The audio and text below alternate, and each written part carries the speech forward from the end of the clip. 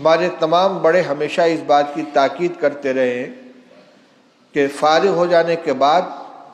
اپنے کو اپنے مادر علمی سے اور اپنے اساتذہ سے اور بڑوں سے مربوط رکھیں، اس میں حفاظت ہے۔ میں نے کسی موقع پر نقل کیا تھا، حضرت مولانا عبد الحلیم صاحب رحمۃ اللہ علیہ دارالعلوم دیوبند کی شورا کے ممبر تھے، حضرت مولانا شاہ وسیع اللہ صاحب اور حضرت مولانا محمد زکریا صاحب کے خلیفہ تھے، مدرسہ ریاض العلوم گرینی کے بانی اور محتمم، بڑے اکابر میں سے تھے۔ ایک مرتبہ بنارس میں جامعہ اسلامیہ میں تشریف لائے، ہم نے اساتذہ کو اکٹھا کیا اور درخواست کی کہ حضرت کچھ نصیحت فرما دیجیے۔ انہوں نے صرف ایک نصیحت کی تھی کہ بھائی علماء کرام